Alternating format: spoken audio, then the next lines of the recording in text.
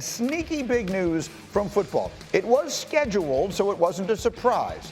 But as of this week, it just got a whole lot cheaper for Bill Belichick to leave North Carolina if he chooses to.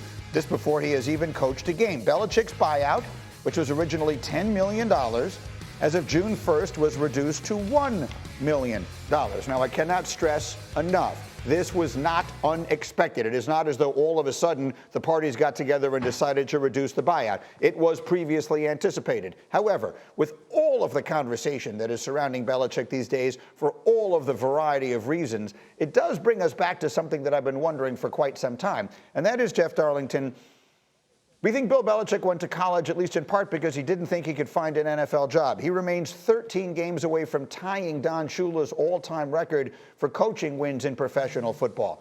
There was a moment where I thought he'll definitely coach again in the NFL. With the way things have gone, is there any expectation of that anymore? Well, in a word, not at this point. That's not a word, that's three.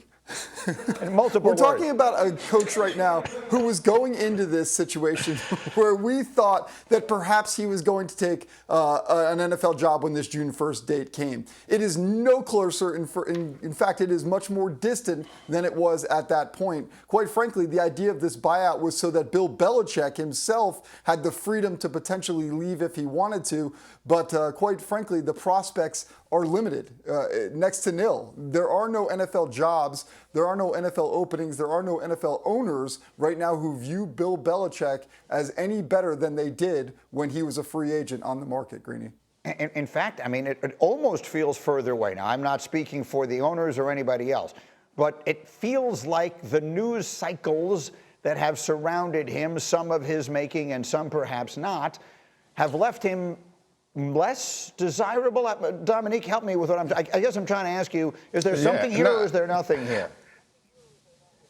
He's won 6 Super Bowls. He's the greatest coach that any of us have ever seen in the history of professional sports, and somehow he's become less attractive in not having coached any games to any team in the NFL and probably any college team. There's no reason to believe that he's going to go turn around North Carolina in the way that I think a lot of us were fooled into believing before. I'm just not as excited or interested in him or that team going forward, and I think it's easy to say that there aren't anybody or any teams in the NFL that are clamoring to bring Bill Belichick on. And it's not because he doesn't know football anymore. It's the shocking part. It's because of the one thing that I think we all expected Bill Belichick to never have. It's like distractions. Right.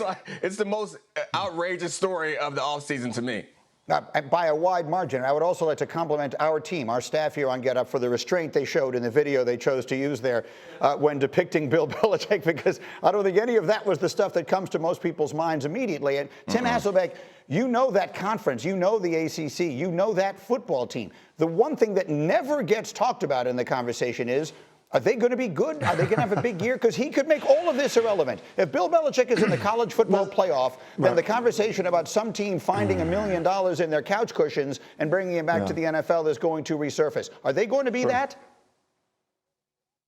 No, they're not going to be that. Listen, the teams that are not like the traditional powerhouses that are going to be that have a quarterback that decided to stick around, or a roster loaded with people that, every other team is trying to sign. That's not what North Carolina has right now. That's not it. And, look, their starting quarterback at the moment projects to be a transfer from South Alabama. So, I do think that when you look at that team and you think, okay, Mac Brown was there. And Mac Brown, has made comments about, Belichick is set up to win because of the budget and the resources that are going to be put behind the roster.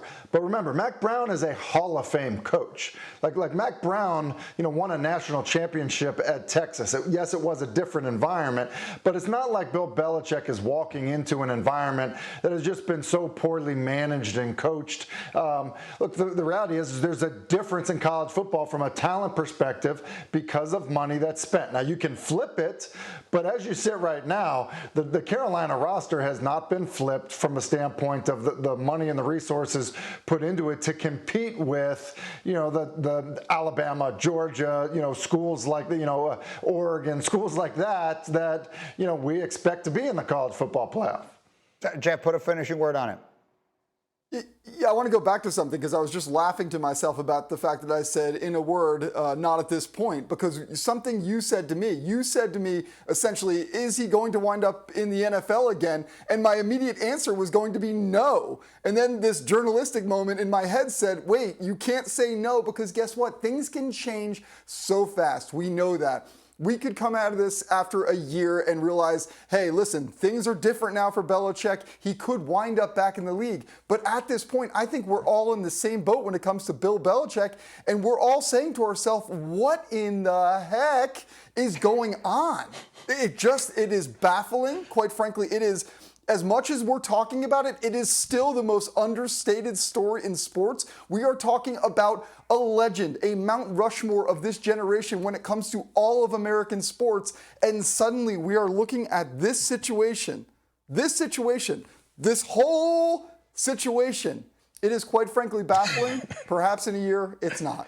Yeah, it feels like the antithesis of everything that he stood for and that made him successful through all of that time. Anyway, as of right this minute, he is available for the low, low price of $1 million if anybody wants him. It does beg the question, what is at stake for him this year? He left the NFL as inarguably one of, and arguably the greatest coach of all time. You would think nothing could change that. But this has been a very weird year for him so far. What's at stake for him this season?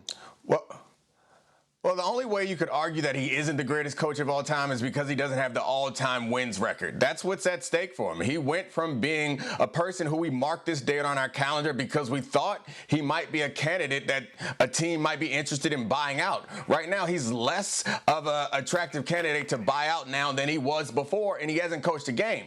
But we do have to remember all the reasons why we find him to be probably less likely to go to an NFL team have nothing to do with his ability to coach on the field. So once he starts coaching games, if there's a chance that he can remind us how good he is no different than players. All the other stuff that we consider distractions, we'll deal with if there's a team that believes that he can get them over the top, and there's no reason to believe that he's a bad football coach now. He does have some other things that are less interesting, I think, to some NFL franchises. But if he can coach, someone will hire him.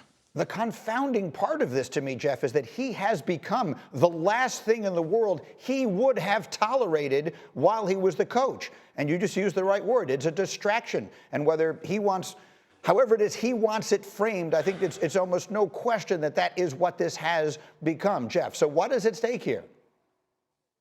Well, I think it's interesting because when Bill Belichick was a free agent and available to any team in the NFL to hire, he wasn't. And a lot of the talk there was that you have this alpha personality coming in, and what is it going to be like for that organization to take on someone who is going to basically overhaul everything? I don't know now that that's the reason why NFL teams would be unwilling to hire Bill Belichick. And that is a fascinating development in the span of less than 1 year. But to Domonique's point, things do change fast. And I think that's the important thing to understand here. We are living in this moment, and yes, this is a very strange moment when it comes to Bill Belichick's career. But it does not wipe out all that he did over his 2-decade span with the Patriots. I do wonder, at the end of this year, what happens with Belichick. Is he a long-term option in college football? Personally, I couldn't believe it when he was originally hired by UNC that we're going to get to this point. And yet here we are in a totally different circumstance, wondering what comes of this 6 months from now. He could change all of this, Tim, obviously, and change the entire narrative by having an unbelievable season. If we get to December and Bill Belichick's team is 12-1 or whatever the math would be at that point, and is going to the college football playoff and looks great, then that's going to change the math and it's going to change the conversation. But you know that league, you know the ACC better than almost anyone I know. Does he have the kind of team that might do that? No, I think it's, look, SMU's got better talent. Georgia Tech's probably got better talent. North Carolina State's probably got better talent. Like, you run the list. Never mind when you get to Clemson, Miami, teams like that. You would expect Florida State to bounce back. Like, just in the conference in general, from a talent perspective, no, North Carolina is not sitting on a roster that every other, team in the conference is envious of. They're just not. Just take the quarterback position alone. Look, Max Johnson, they paid, to get there last year. He's been injured. We don't know what his health is. Ryan Brown came from Purdue, but then went back to Purdue. So like when you just look at the teams that are not the historical powerhouses, that people talk about them as, okay, maybe they're going to be a contender this year. Maybe they end up in the college football playoff.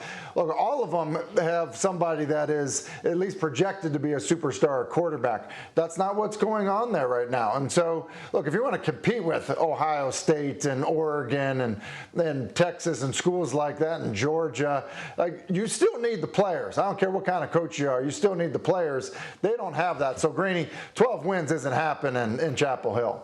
Right, and so I just want to remind anyone watching that may not be aware of this conversation, for the really big coaches in college football, typically their buyouts can be into the tens of millions of dollars.